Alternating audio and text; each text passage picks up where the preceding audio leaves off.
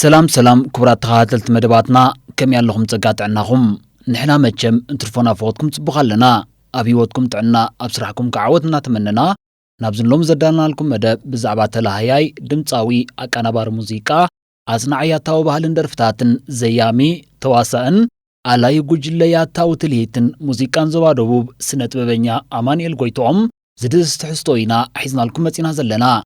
ቅድሚ ጅማርና ግን ሞራልኩም ኣብ ቀጻልነ ስራሕና ሓጋዝ ስለ ዝኾነ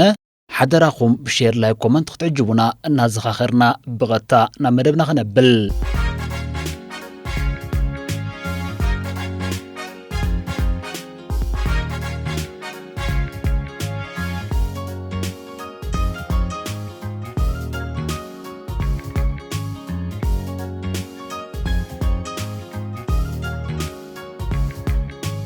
ሓደ ካብቶም ኣብ ዓውዱ ባህላዊ ደርፍታት ደሚቖም ዝወፁ ድምፃውያን ሃገርና እዩ። ኣብ ያታው ጉጅለ ባህሊ ዞባ ደቡብ ካብ ተራ ኣባል ጀሚሩ ከም ተላሃይ ተቐባሊ ድምፃዊ ኣቀናባሪ ሙዚቃ ኣጽናዕ ያታው ባህልን ደርፍታትን ዘያሚ ተዋሳእን ኣላይ ጉጅለ ያታው ትልሂትን ሙዚቃን ዞባ ደቡብ ኣብ ሃማማት ዞባ ደቡብ ምክትታል ባህሊ ብምዃን ብድምር ን19 ዓመታት ዝሰርሐን ኣብ ሓፈሻው ናይ ስነ ጥበብ ጉዕዞ ድማ ልዕሊ 100 ደርፍታት ኣፍርዩ ናብ ህዝቢ ዘቕረበን እዩ ስነ ጥበበኛ ኣማኒኤል ጎይትኦም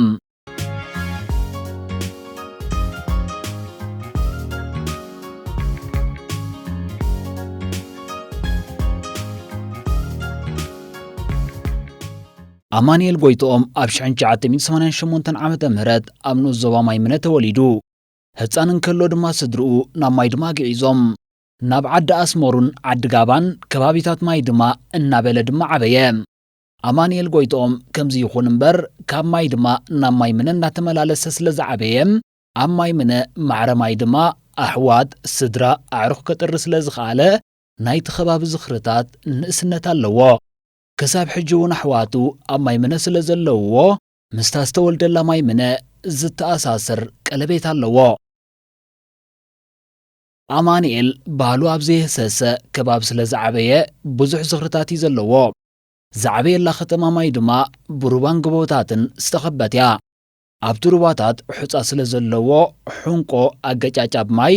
ምሕምባስ ሸታሕታሕ ኣኹድር ኩርትሒትን ካልእን ይፃወት ነይሩ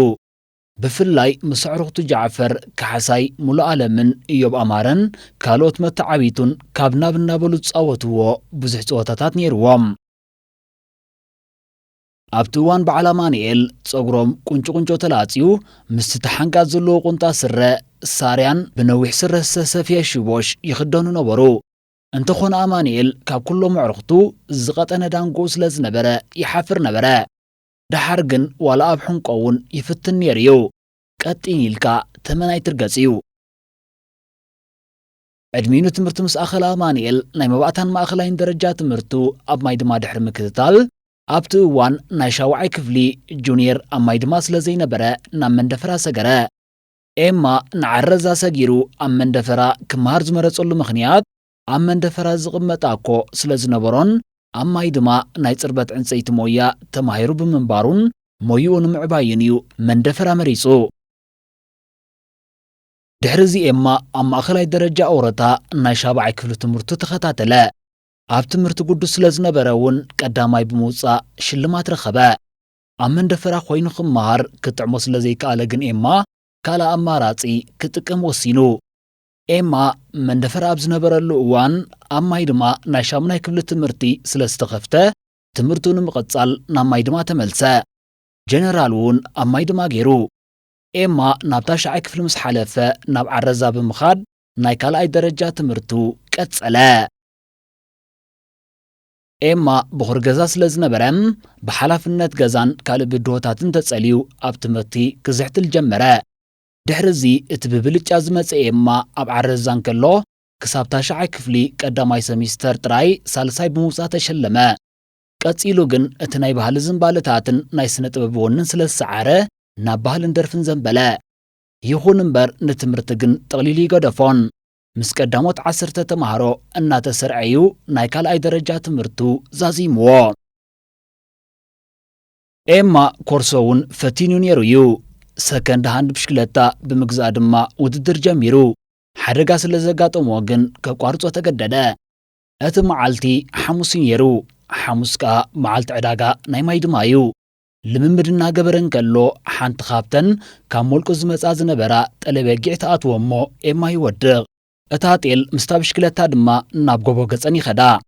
ድሕሪዚ ምስቲ ዋና ጤል ሓደን ክልተን ይበሃሃሉ እሞ ተታሒዞም ናብ እንዳ ፖሊስ ይኸዱ። ድሕሪዚ እቶም ኣባላት ፖሊስ ንኤማ ሓናቕ ጤል ኢሎሞ ምስቲ ዋና ጤል ግን ኣረዳድእዎ። ኣብ ዝቐጸለ ሰንበት ክወዳደር ምስ ከደ ግን ኩሎም ተዓዘብቲ ሓናቕ ጤል ስለ ዝበልዎ ንብሽክለታ ክፋነዋ ተገደደ።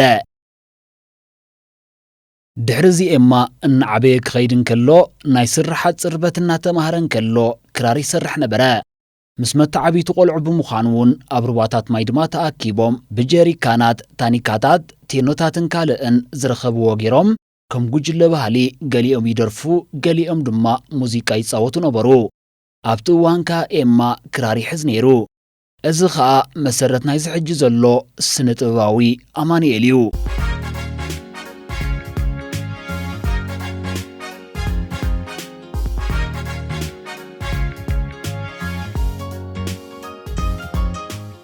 ኤማ ዝምባለ ናይ ስነ ጥበብ ስለ ዝነበሮ ኣብ ማይ ድማ ጉጅለ ባህሊ ምድሪ ወዲ ሰበራ ኣብ ትበሃል ነይሩ። ንኽራር ሙሴ ዝበሃል ወዲ ሓትንኡን በረኸት ሓውን እዮም ቀዲሞም መሊኾማ። ኤማ እውን ብኦም ተጸልዩ ኣብ ሓፂር ግዜ ክላመዳ ኸኣለ። ኣብ ጉጅለ ባህሊ ምድሪ ወዲ ሰበራ ተጸንበረን ቀጸለን። ድሕሪዚ ናብ ንኡዞብ ዓረዛ ምስ ሰገረ ነቲ ሞያ ክተሓሓዞ ተራእየ። ኣብ 2006 ኣብ ፌስቲቫል ዞባ ደቡብ ምስ ተሳተፈም ኣባል ጉጅለ ባህሊ ዞባ ደቡብ ኮይኑ ተመሪጹ። እዚ እቲ ዝዓበየ ዕድል ኤማ እዩ ነይሩ ምስ ዝተፈላለዩ ሰባትን መድረኽን ስለ ዘራኸቦ። ኣብ ጉጅለ ባህሊ ዞባ ደቡብ ፈለማ ተለሃይን መጣቕዓይን እዩ ነይሩ። ከም ደራፋይ እውን ቅልጥፍ ኢሉ ተፈልጠን። ሚኒስትሪ ዜና ብኣጋጣሚ በዓል ትንሳኤ ኣብ መንደፈራ መደባት ክመልኡ ምስ መጹ እናተቐበለን ከሎ ጋዜጠኛ ይስሐቅ መሓሪ ካብ ውሽጢ ጥዑም ድምፂ ይሰማዕ ኣለኹ ምስ በለ ኤማ ኣብ ቅድሚት ኮይኑ ክደርፍ ዕድል ረኸበ። ብድሕሪዚ እውን ኣብ 2009 ብስውእ ስነ ጥበበኛ ኢሳያስ ጸጋይ እናተኣልዩ ባህላዊት ኣልቡም ዞባ ደቡብ እናሰርሑን ከለዉ እዚ ቆልዓ ፍሉይ ድምፂ ኣለዎ ብምባል ደርፍታት ክሕዝን ከም ደራፋይ ክቕጽልን ዕድል ከፈተሉ። ነቶም ናይ ሽዑ ኣለይቱን ንድምፂ ኣለልዮም ዕድላት ንዝኸፈትሉ ሞያውያንን ድማ የመስግኖም። ብፍላይ ከዓ ኣብ ፈለማ ኣመጻጽኡ ተራ ዝነበሮም ኣቶ ፍሳሐ ገብረ ሚካኤል ዋሪ፣ ኢያሱ ወዲ መነባብሮ፣ ወይዘሮ ገነት ሰሎሞን ጓልሰሌ፣ ካፒተን ኤልሳ ላውንቸርን ካልኦትን እውን የመስግኖም። ብድሕሪዚ ኣባል 22 ዙርያ ኮይኑ ትምህርቱን ሃገራዊ ግቡን ንምፍጻም ሳዋ ወሪዱ።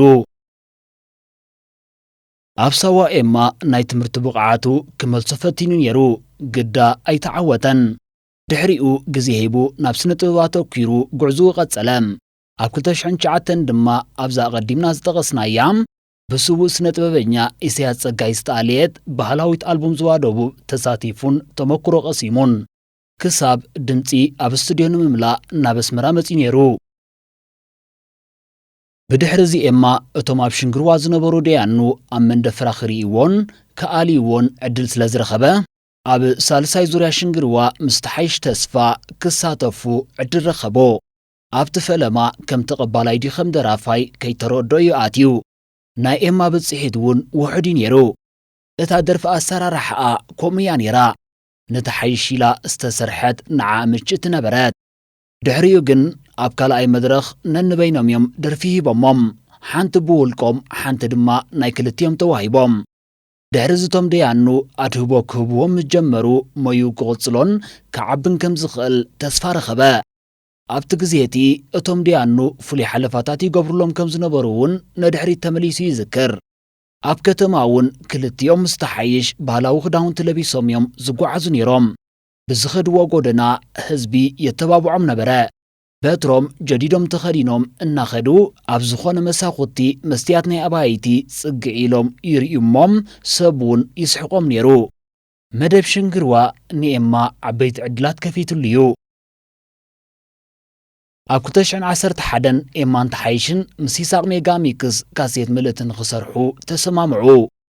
بعلمان ديبل سلمون فانيل ودفانون كالوتن زتساتفوي نيرو ناي سئل مدب أفلفلي تساليتو كلو ناي أوديون سئلن مسرح دما بعو تزازيمو انت خونه ز ألبوم مستزازمت أبي كم زاتوت دهايا خمزي بليو إما زقلز اتزحزن ولا تأوديون سلزي حزوو كساب حجي أبهزب أي بتسحن دهرزن دقنا إساقن سنتوهنيا سلمون فانيلن ترداديهم أغديما بسلمون فانيل ستسرحت ألبوم نخدقما نيما هابوا ازي آون مستسرحت كم تقداميتي أي تزرقحتن انتاي كوينانين زي تزرقحا كساب حجي زي تفتح قدليو اتزاسرحمون كابز عد سلزوات دهايو يبلون قصيلو إما كواس زرستا عسر تغلت درفتا زحازد سالسيت ألبوم سرحام بزح وصايتا زفسس ألبوم يام ازي آون كمحواتا أما علواي بتسحتن ازا سالسيتي ناي مكتال مسرحن نيارتوعت مدنقاياتن حسرت باجتنيو السناخيلوا